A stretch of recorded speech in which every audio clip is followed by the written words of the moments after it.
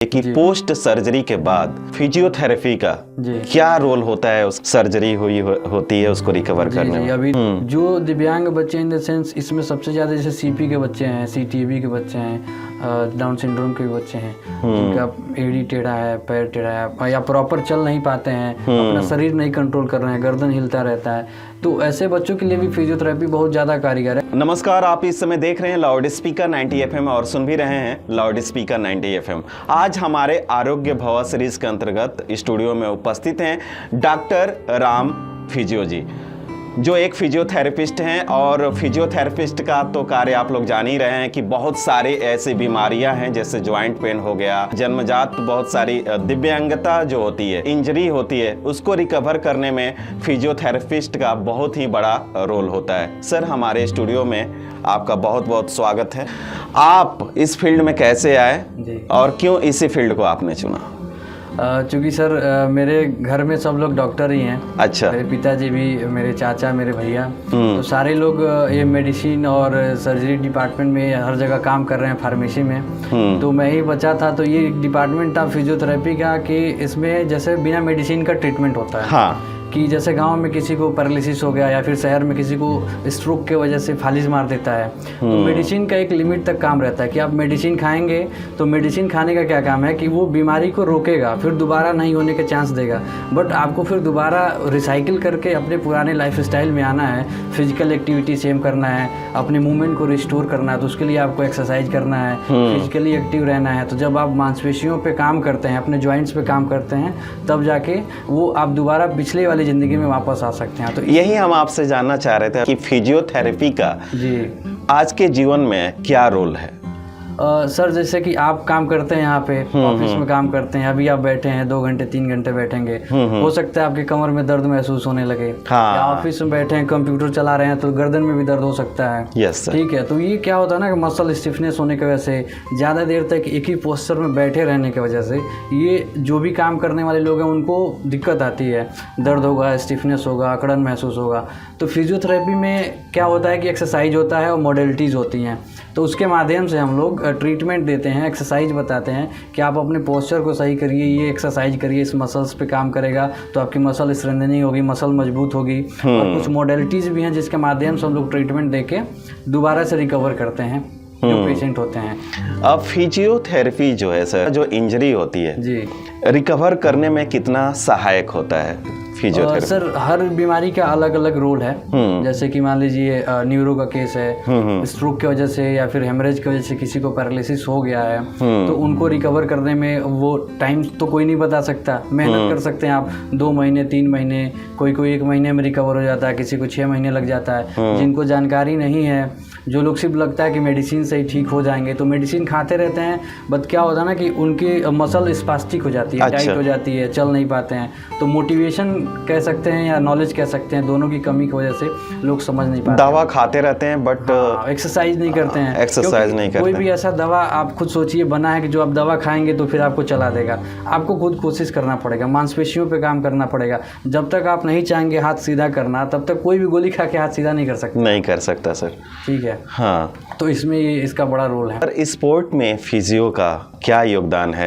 Sir, sports में तो physio का बहुत बड़ा रोल है। आप देखते होंगे जो भी क्रिकेट्स होते हैं, फुटबॉल होते हैं, हॉकी होता है, जो ग्राउंड में किसी प्लेयर को चोट लग जाता है तो जो बैग लेके आते हैं दौड़ के, वो फिजियो होते हैं। वहाँ पे आप नहीं देखेंगे बहुत बड़े मेडिसिन के डॉक्टर या सर्जरी विभाग के कोई लोग नहीं जाएंगे, वो फिजियोथेरेपिस्ट होते हैं। ताकि देखना होता है कि कौन, अगर मसल्स स्प्रेन हो गया है या फिर कहीं डिसलोकेट हो गया है, तो उसमें बहुत सारी चीज़ें होती हैं, बट तुरंत के लिए स्प्रे लगा दिया या फिर टेपिंग कर दिया जाता है मसल सपोर्ट के लिए, दोबारा वो खिलाड़ी खड़ा हो जाए। मांसपेशियों को सपोर्ट देने के लिए टेपिंग होता है एक, तो टेप लगाया जाता है ताकि मसल को सपोर्ट मिले और दोबारा प्लेयर खेल सके। बाद में स्ट्रेचिंग वगैरह भी कर सकते हैं कंडीशन के हिसाब से। यानी जो युवा साथी देख रहे हैं, अब तो उनका ड्रीम हो जाएगा कि हम भी फिजियोथेरेपी बने और प्ले ग्राउंड में जा करके विराट कोहली का हम बैंडेज करें। तो ये स्कोप है इसमें। फिजियो और कैरो प्रैक्टिस में काफ़ी लोग कंफ्यूज रहते हैं सर।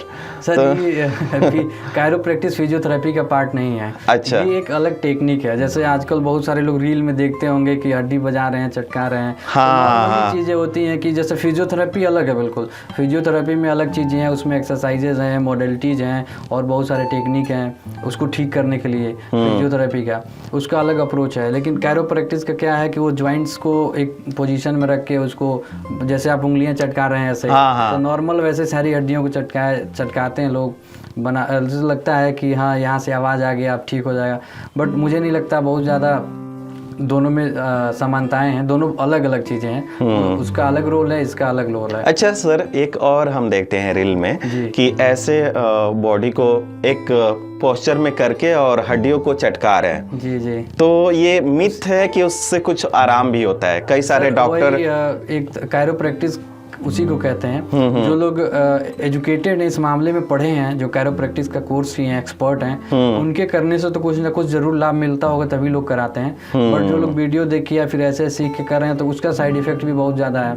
मान लीजिए किसी का हड्डी कमजोर है, ऑस्टियोपोरोसिस, या फिर जैसे लोग किसी का एक्सीडेंट हुआ है, हड्डी पहले से टूटी हुई है और वो जुड़ा हुआ है नॉर्मल, और फिर उसके बाद भी अगर कोई हड्डी उसमें कायरोप्रैक्टिस का रोल दिखाता है, जिसको नहीं आता दोबारा तोड़ देगा तो फिर नहीं, जैसे जिसको नहीं पता है वो कुछ भी कर सकता है। हाँ। ज़्यादातर लोग डरते हैं कि गर्दन मेरा मत चटकाइए। जैसे नाव भी आप जाएंगे बाल कटवाने, वहाँ भी लोग करते हैं। हाँ। तो बहुत सारे केस निगेटिव भी हो जाते हैं। बहुत सारे फिजियोथेरेपिस्ट भी कायरोप्रैक्टिस का कोर्स करके कर रहे हैं, बट जिनको नहीं पता है वो लोग कर रहे हैं तो उसका बहुत सारा नुकसान भी हुआ है लोगों का।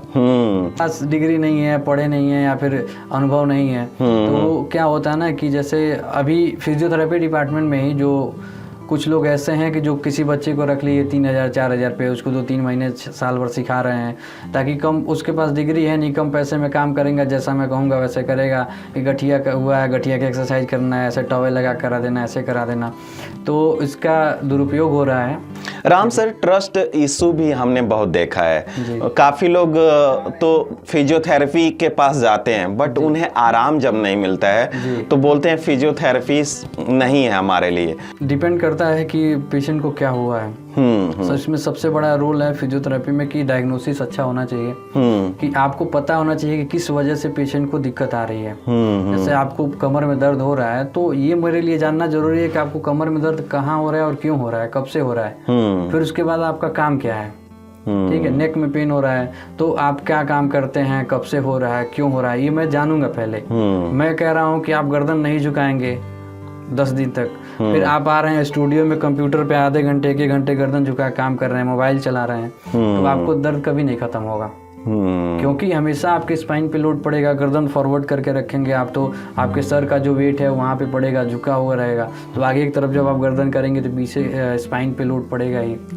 तो जब आप प्रिकॉशन नहीं लेंगे तो आप कभी ठीक नहीं होंगे। तो इसमें डॉक्टर की गलती नहीं है। यानी जो ऐसा कहते हैं प्रिकॉशन फॉलो नहीं करते हैं। आपके कमर में दर्द है, आपको वेट नहीं उठाना है, आप जिम में जाके 50 किलो का वेट उठा रहे हैं, 1-1 कुंटल का डेडलिफ्ट कर रहे हैं, तो आप कैसे ठीक होंगे। बेल्ट लगाना है, बेल्ट लगाएंगे नहीं, जब तक मेडिसिन खाएंगे तब तक आराम होगा, फिर अगले दिन दर्द होगा। अच्छा डॉक्टर, जो बच्चे जन्म से दिव्यांग होते हैं जी, क्या फिजियोथेरेपी उनके लिए हेल्पफुल होता है? बिल्कुल रुद्र जी, आप बहुत अच्छा क्वेश्चन किए हैं। मैं ऐसे बच्चों के साथ 7-8 महीने काम किया हूँ और जब से मैं कर रहा हूँ तब से मैं ऐसे चीज़ों में काम कर रहा हूँ। जो दिव्यांग बच्चे इन द सेंस, इसमें सबसे ज़्यादा जैसे CP के बच्चे हैं, CTB के बच्चे हैं, डाउन सिंड्रोम के बच्चे हैं, जिनका एड़ी टेढ़ा है, पैर टेढ़ा है, या प्रॉपर चल नहीं पाते हैं, अपना शरीर नहीं कंट्रोल कर रहे हैं, गर्दन हिलता रहता है, तो ऐसे बच्चों के लिए भी फिजियोथेरेपी बहुत ज़्यादा कारगर है, क्योंकि इसमें मेडिसिन बिल्कुल नहीं काम करेगा। जो अच्छे डॉक्टर हैं न्यूरो के, या फिर जो बच्चों को देखते हैं पीडियाट्रिक डॉक्टर हैं,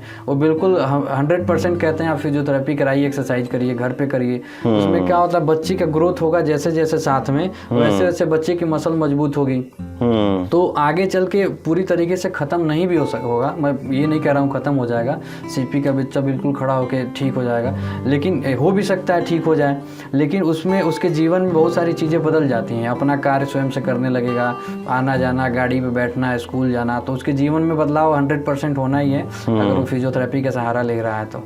ये बिल्कुल। फायदे हैं। कि पोस्ट सर्जरी के बाद फिजियोथेरेपी का जी। क्या रोल होता है, उस सर्जरी हुई होती है उसको रिकवर करने में? अभी तो ऐसे बहुत मैक्सिमम केसेस आते हैं हमारे क्लिनिक पे भी, या फिर गोरखपुर में कहीं भी आप देखेंगे, जैसे किसी का एक्सीडेंट हो गया है या फिर सर्जरी हुआ है, नी रिप्लेसमेंट हो गया, हिप रिप्लेसमेंट जो अर्थराइटिस की वजह से लोग करा रहे हैं, आरटीए का केस हो गया है, तो कहीं भी जॉइंट फ्रैक्चर हो जाने की वजह से क्या होता है कि अगर मान लीजिए हाथ फ्रैक्चर हो गया किसी का, 1-2 महीना ऐसे करके रखेगा, वो मेडिसिन खाएगा, कैल्शियम का टेबलेट खाएगा, अपना डाइट अच्छा रखेगा, तो ऐसा नहीं है कि जो जहाँ हड्डी टूटी है सिर्फ वहीं पे वो चीज़ काम करेगा, जो नॉर्मल हड्डी है वहाँ भी काम करेगा। तो और अब मूवमेंट बिल्कुल आप कर नहीं रहे हैं, 1-1.5 महीना बिल्कुल ऐसे रखे हैं, आपकी हड्डी यहाँ टूटी हुई है चाहे किसी की भी टूटी हुई है, तो ये हड्डी तो जुड़ रहा है, उसके साथ साथ यहाँ भी फ्यूजन हो रहा है, कैल्सिफिकेशन हो रहा है, तो जब आप ज्वाइंट का मूवमेंट नहीं कर रहे हैं तो शोल्डर भी इन्वॉल्व हो जाता है, तो ऐसे मरीजों को पेरी अर्थराइटिस भी हो जाता है। या फिर ये अब क्या हो गया कि आपका प्लास्टर कट गया जिसका भी, तो अब इसमें इतने पे रखे रखे फ्यूज हो गया, कैल्सिफिकेशन हो गया, जाम हो गया यहाँ पे, तब उसका हाथ यहाँ तक मुड़ रहा है, इससे ज़्यादा मुड़ नहीं रहा है। तो इसमें मॉडलिटीज और एक्सरसाइज के माध्यम से पूरा रेंज ऑफ मोशन बढ़ाने के लिए हम लोग एक्सरसाइज इसके अलग प्रोग्राम डिजाइन करके कि इसमें कौन सी मसल्स पे कैसी एक्सरसाइज करनी है, जॉइंट्स का मोबिलाइजेशन किया जाता है, मशीनें होती हैं अल्ट्रासोनिक डायथर्मी जो भी सिकाई करके, उसके बाद रेडिएशन भी उसमें होता है अल्ट्रासोनिक पे, तो उसके माध्यम से हम लोग इसको ठीक करते हैं, और इसमें ज़्यादातर रोल एक्सरसाइज और मोबिलाइजेशन का ही होता है। बहुत बहुत धन्यवाद डॉक्टर राम स्टूडियो में आने के लिए, और हमारे जो भी लिसनर व्यूअर हैं उनको इतनी अच्छी जानकारी देने के लिए फिजियोथेरेपी के बारे में। जी sir, thank you so much. अगले फिर किसी एपिसोड में होगी आपसे मुलाकात, तब तक देखते रहिए लाउड स्पीकर 90 FM। बजाओ बजाओ जरा झूम के बजाओ। नमस्कार।